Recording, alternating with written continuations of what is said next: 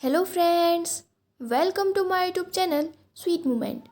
I am here with a new part of Until Next Life. तो friends, last part मैंने आपको बताया था जब विंग ने सिचैन से उसकी हेल्प मांगी थी, उसके बाद विंग बिल्कुल ठीक हो गया था। पर हमें अभी तक ये नहीं पता कि लंजा ने सिचैन से क्या हेल्प मांगी थी और लंजा के वेडिंग के दिन सिचैन ने उसे क्या प्रॉमिस किया था। विंग के ठीक होने के बाद लंजा उसे लैन चैन के रूम में लेके जाता है, जहाँ जियांग चैंग विंग को देख के बहुत खुश होता है। पर उसके बाद विंग लैन चैन से कहता है, एल्डर लैन, मुझे पता है मैंने बहुत बड़ी गलती की है, इसलिए मैं आपका और आपके सेक्ट का नाम क्लियर करने के लिए वैन सेट के सामने सरेंडर करने को तैयार हूँ। पर लंजा इस बात से साफ मना कर देता है और कहता है, विंग अंकल को इस बारे में पहले से पता है और हम दोनों यहाँ से जा रहे हैं। इसके बाद लंजा अपने अंकल से अकेले बात करता है और उसके अंकल आज तक लंजा के लिए जो कुछ भी किया था उसके लिए थैंक्स बोलता है। जाते जाते टाइम लैन चैन वांग जी से कहते हैं, सन, रास्ते में अपना ध्यान रखना। अगर आपने अंटिल नेक्स्ट लाइफ के पहले के पार्ट्स नहीं देखे हैं तो लिंक मैं डिस्क्रिप्शन बॉक्स में दी है, आप वहाँ जाके देख सकते हैं। और अगर आप मेरे चैनल पे न्यू हैं और आपको मेरी वीडियोस पसंद आती हैं तो मेरे चैनल को सब्सक्राइब और वीडियो को लाइक करके ही जाइएगा। आज की स्टोरी स्टार्ट करते हैं। सिचैन और लंजा वांग जी के रूम में खड़े थे, जहाँ लंजा विंग और जियांग चैंग को एक दूसरे को टीज करते हुए देख रहा था।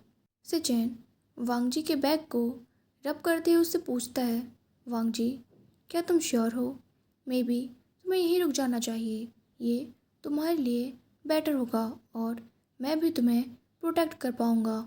और शायद, पर लंजा अपने ब्रदर की बात को कट करते हुए कहता है, आई एम श्योर ब्रदर, और आपको पता है ना, मुझे गुड बाय कहना बिल्कुल भी पसंद नहीं है। बाद में शायद ये और भी ज़्यादा हार्डर होगा। पर मैंने जो कहा था वो आपको याद है ना? आप कुछ लॉयल कल्टिवेटर्स को ढूंढकर उन्हें हमें फॉलो करने के लिए और विंग को प्रोटेक्ट करने के लिए कहिएगा। इसकी बाद में ज़रूरत पड़ेगी जब मैं। पर फिर लंजा थोड़ी देर के लिए स्टॉप हो जाता है और कहता है, ब्रदर, आप ऑलरेडी जानते हैं मैं आपको गुड बाय नहीं कहूँगा, पर थैंक यू ज़रूर कहूँगा, क्योंकि ये वर्ड आप सबसे ज़्यादा डिज़र्व करते हैं। मैं आपकी केयर, आपकी हेल्प और आपकी काइंडनेस के लिए कभी भी पे नहीं कर पाऊँगा। हम दोनों के पास बहुत कम टाइम था, पर मैं फिर भी बहुत ज़्यादा ग्रेटफुल हूँ कि मुझे आपके जैसा ब्रदर मिला। बी हैप्पी गगा। और अब से आप अपने ड्रीम्स के लिए फ़ाइट कीजिएगा। आप अपनी लाइफ अपने लिए जिएगा, ना कि दूसरों के लिए। आप प्यार कीजिएगा और अपनी लाइफ को पूरी तरीके से एंजॉय कीजिएगा, जो मैंने मिस कर दी। सिचैन वांग जी की और बातें नहीं सुन पाता और वो वांग जी, माय लिटिल ब्रदर कहकर तुरंत उसे टाइटली हग कर लेता है। लंजा भी तुरंत अपने ब्रदर को टाइटली हग कर लेता है और अपना फेस सिचैन की शोल्डर पर रख देता है। सिचैन कहता है, हम दोनों वापस ज़रूर मिलेंगे, प्रॉमिस करो। लंजा कहता है, हाँ ब्रदर, और वो खुद को सिचैन से दूर करते हुए इमीडिएटली अपने टीयर्स वाइप कर लेता है और स्वीटली स्माइल करने लगता है। तभी विंग और जियांग चैंग भी उनके पास आ जाते हैं। विंग पाउट करता है और जियांग चैंग की तरफ पॉइंट आउट करते हुए कहता है, लंजा देखो, मैं अभी कुछ दिन पहले ही ठीक हुआ हूँ, पर जियांग चैंग मुझे फिर से बुली करने लगा। जियांग चैंग कहता है, झूठ मत बोलो, तुम बस बहुत ज़्यादा अनोइंग हो। विंग कहता है, मैं तो सिर्फ तुम्हें एडवाइस दे रहा था कि तुम्हें सिचैन के साथ फ्लर्ट करना चाहिए। फ्लर्टी विंग, मतलब खुद तो फ्लर्ट करता ही है, दूसरों को भी एडवाइस दे रहा है। Oh my God. लंजा स्माइल करते हुए कहता है, विंग स्टॉप इट। पर तभी वो सिचैन और जियांग चैन दोनों को ब्लश करते हुए देखता है। वो विंग के कानों में धीरे से कहता है, तुम्हारा आइडिया वर्क कर रहा है, अब हमें इन दोनों को यहाँ पर अकेले छोड़ देना चाहिए। और फिर वो दोनों वहाँ से चले जाते हैं। किसी को नहीं पता कि उनका ये रूट कितना लंबा होने वाला है, एक्सपेक्ट उनके फेथ के अलावा। तो फ्रेंड्स, आगे की जो स्टोरी है वो प्रेजेंट टाइम की, यानी कि मॉडर्न टाइम की है, जहाँ पर लैन सिचैन को एक ऑपरेशन करना था और विंग उसे असिस्ट कर रहा था। विंग ऑपरेशन से पहले अपने हाथ क्लीन कर रहा था, तभी वहाँ पर लैंसचैन आता है। विंग लैंसचैन को देखकर स्माइल करने की कोशिश करता है। लैंसचैन विंग से कहते हैं, विंग क्या तुम ठीक हो? अगर तुम चाहो तो मैं इस सर्जरी के लिए किसी और डॉक्टर को असिस्ट कर सकता हूँ। विंग पूछता है, क्यों?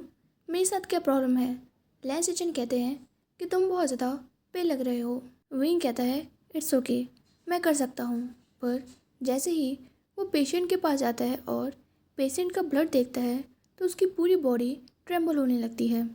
ऐसा नहीं था कि विंग कोई ऑपरेशन फर्स्ट टाइम कर रहा हो या फिर उसने ब्लड फर्स्ट टाइम देखा हो, लेकिन पता नहीं क्यों आज उसे ब्लड देख के बहुत फियर लग रहा था। वो अपनी फीलिंग्स को कंट्रोल करने की कोशिश करता है और सिचैन की ऑपरेशन में हेल्प करने लगता है। विंग अपना पूरा टेंशन ऑपरेशन में लगाने की कोशिश कर रहा था, पर ये उससे नहीं हो पा रहा था और इस जल्दबाजी में गलती से पेशेंट के हाथ पर उसका एक कट लग जाता है और ब्लड निकलने लगता है। विंग इमीडिएटली पेशेंट से दूर हो जाता है और अपनी आंखों को अपने हाथ से कवर कर लेता है। सिचैन ये देखते ही विंग पे शाउट करते हुए कहता है, विंग लीव द रूम।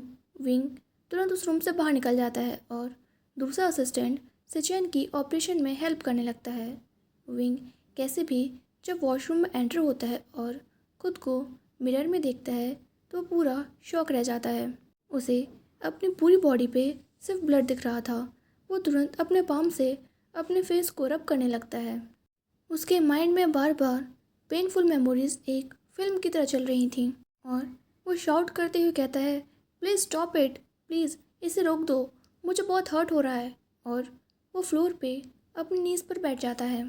फिर वो अपने चेस्ट पे अपना हाथ रखते हुए कहता है, ये कैसे पॉसिबल हो सकता है? तुम मेरे साथ ऐसा कैसे कर सकते हो? विंग की ब्रीथिंग बहुत ज़्यादा स्लो होने लगी थी और ऐसा लग रहा था कि वो किसी भी टाइम फेंट हो सकता है। विंग बहुत मुश्किल से खुद को खड़ा करता है और वॉशरूम के बाहर जाता है। जब वो कॉरिडोर में होता है तो जियो जिंग चैंग उसे देख लेता है और उसे फॉलो करने लगता है। उसे विंग की बहुत चिंता हो रही थी क्योंकि विंग सही से चल भी नहीं पा रहा था। वो विंग के कार तक जाता है और उसे रोकने की कोशिश करता है, पर विंग जियो जिंग चैंग को पुश कर देता है और वहाँ से अपनी कार ड्राइव करके चला जाता है।